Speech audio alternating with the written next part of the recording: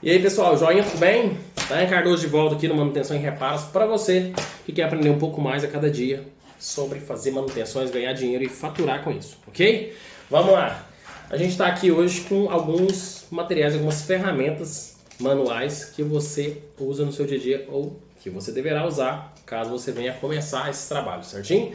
A gente tem a fita métrica, certinho? Que é muito comum no dia a dia. A gente tem também o metro, certinho? A gente tem o esquadro, ok? Agora a gente vai falar um pouco mais detalhadamente de cada um deles, tranquilo? Fita métrica. Onde você vai usar a fita métrica e como ela funciona, certo? Nesse caso a gente tem uma fita aí da Dexel, ou da Dexter, e ela é automatizada, ela tem um sistema de freio aqui para que ela não dê aquela fisgada direta, entendeu? E não tenha perigo aí também de cortar a sua mão. Isso pode acontecer porque é uma lâmina um tanto fina de aço e ela, como ela tem um comprimento aí de 8 metros, que eu recomendo, para que você possa fazer alguns orçamentos mais tranquilamente, às vezes tem uma dimensão maior onde você for fazer serviço, em termos de altura, em termos de comprimento e largura, fica mais fácil para você medir paredes, piso, forro, com esse tipo de material, certinho? Fica bem mais simples e mais fácil.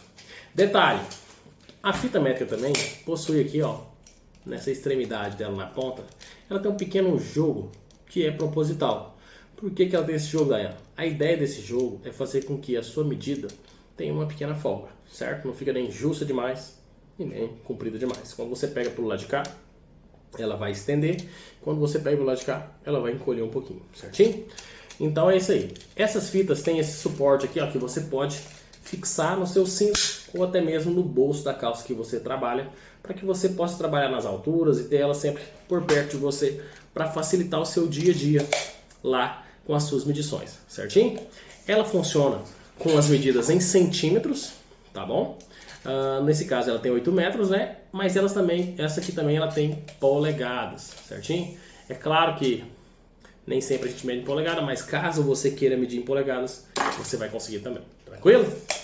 É isso aí, a gente conclui aí com a fita métrica, tá? Um equipamento extremamente importante, que não pode faltar na sua maleta de ferramenta, vai te auxiliar, facilitar seu dia a dia e melhorar o seu desempenho lá nas suas medições, tanto para formalizar o orçamento, para poder organizar os dados, quanto na execução de algum tipo de serviço. Por exemplo, você está lá fazendo a instalação de um quadro, você, em vez de usar o nivelamento, você pode usar a fita métrica para poder estar nivelando ele, levando em consideração o nivelamento do próprio piso ou o nivelamento do forro ou da laje existente naquele local, certinho? Então, assim, são coisas simples, porém que sem ela não vai ter a mesma qualidade que tendo ela, tranquilo? Esse é só mais um referencial, tranquilo? Então vamos lá, o metro é uma coisa bem simples, muita gente conhece, pode ser que tenha alguém que não conheça, porém muita gente conhece, é bem popular entre as pessoas, certinho?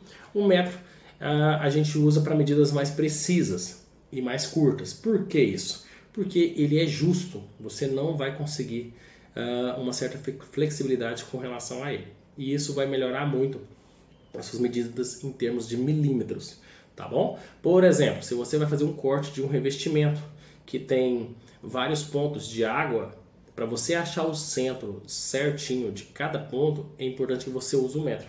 Porque se você perder alguns milímetros para lá e para cá, no final seu corte vai ficar impreciso e isso vai dificultar a sua instalação da peça ou até perder a peça que você vai instalar, tranquilo? Então, lembra sempre que o metro ele tem um mecanismo de dobra para que você possa abrir e fechar com uma certa facilidade.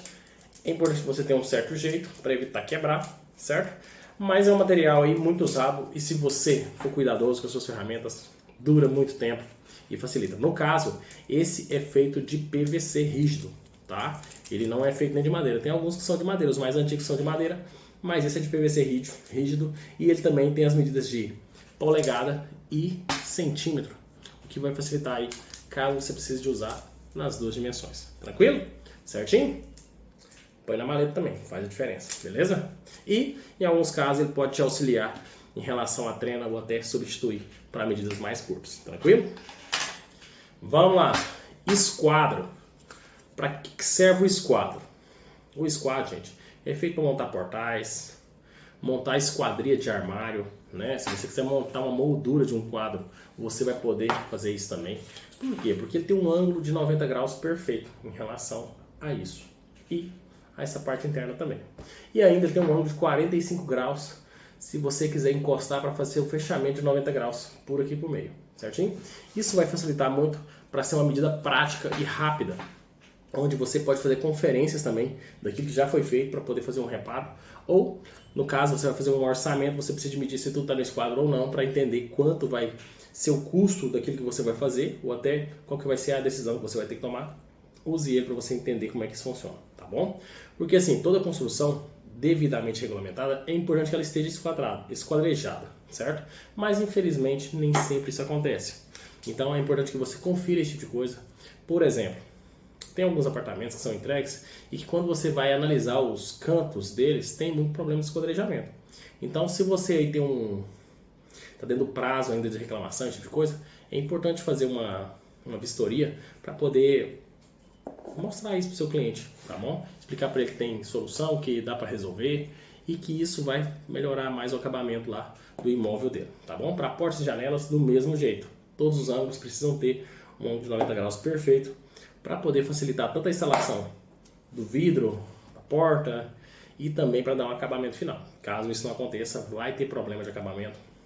Infelizmente não vai ficar tão legal quanto poderia, tá bom? É nisso aí que implica sempre os ângulos de 90 graus e também os cortes aí de 45 graus para fechar com 90, tranquilo? E é isso aí, pessoal, hoje a gente fecha por aqui. Forte abraço para você, obrigado por ter ficado até o final, tudo de bom, valeu!